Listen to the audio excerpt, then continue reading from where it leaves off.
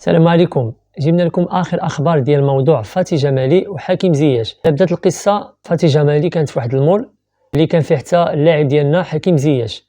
كتقول فاتي جمالي انها بغات تاخذ مع اللاعب صور وتبادل معه الحوار، ولكن تلقت الصدمه من عند حكيم زياش اللي رفض انه ياخذ معها صور ورفض انه اصلا يتكلم معها. وخرجت واحد التصاريح في السوشيال ميديا كتقول باللي اللاعب حكيم زياش متكبر وماشي متواضع وانه خاصها معاه الهضره. هذا الشيء هذا كنسمعوا عين طرف واحد، حيت حكيم زياش ما خرج حتى بشي تصريح وخلى الامور هكاك.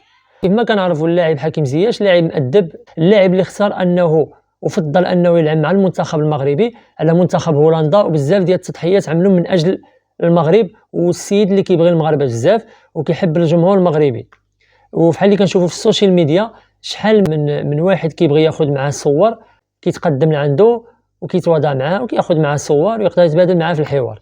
وخرجت فاتي جمالي باخر تصريح ديالها اللي ما عرفناش واش هو اعتذار او لا، باش تبين راسها انها ملاك وديك السيد بصح راه ماشي مزيان. ونخليكم مع التصريح.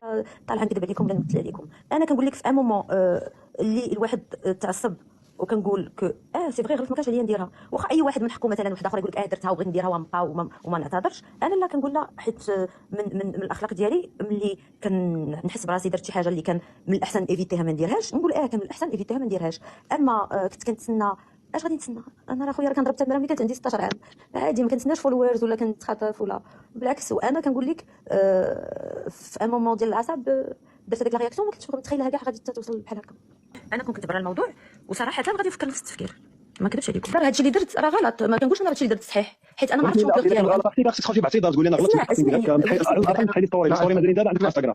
شوف خويا انا كنهضر معكم باحترام وكنشرح لكم حيت بغيت نشرح لكم وزعما ماشي ما شوف غير باش نبغوا شويه غير نكمل لك شنو وقع في هذاك لو مومون.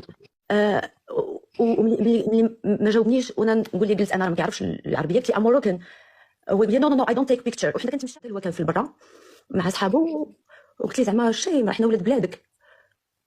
هو يقول لي هذيك الكلمه، انا تصدمت بحكم شي واحد اللي انا شخصيا فان ديال هذاك السيد.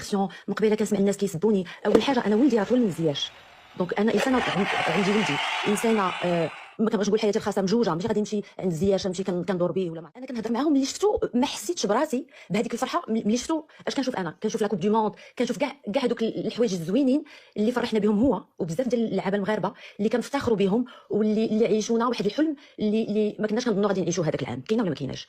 انا بكل احترام هو كيدير لي زيكوتور، مشيت عنده قلت له سلام ما سمعنيش كندير لي زيكوتور شويه، قلت لا يمكن هو راه عايش في هولندا ما كيفهمش العربيه. وانا نقول لها هاي ويخنزر فيا. جو بونس كو انا السيد يمكن ما راشقاش ليه ولا ما عرفتش باسكو انا براسي تصدمت. انا ما مشيت قلت لي انا معروفه ولا تخيلت ان الناس راسي واش معروفه ولا ما معروفاش ولا ما كانش. كما سمعتوا في الفيديو فاتي جمالي خرجت باعتذار، في نفس الوقت كتدخلوا تخرج في الهضره ما كيبان لك واش اعتذار ولا باقي حقد على السيد ولا ما عرفناش شنو باغا منه بالضبط.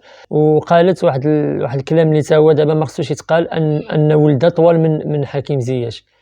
حيت دابا اي مشكل ملي كيكون واحد الطرف ساكت واحد الطرف كيهضر، هذاك الطرف الاخر ما كيرتاح حتى يعمل الطرف الاخر نفس الشيء، يعني يخرج ويهضر ويقول وكذا.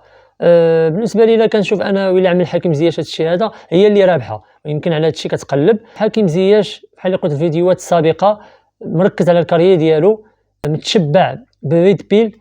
هذه الكلمه كاين اللي يعرفوها الناس، كاين اللي ما يعرفوهاش. زائد على ذلك كنشوفوا ان امراه وحده في حياته اللي هي الام ديالو كيبقى داكشي رايه الشخصي، واخا ما عاش شي تجارب ولكن عنده اصدقاء ديالو فوتبولور كبار منهم حكيمي اللي التجربه ديالو هي درس بزاف ديال سواء اللعابه ولا سواء الاشخاص العاديين. وفي الاخير كنتمنى الفيديو يكون نال الاعجاب ديالكم، لايك واشتراك في القناه ليصلكم كل جديد.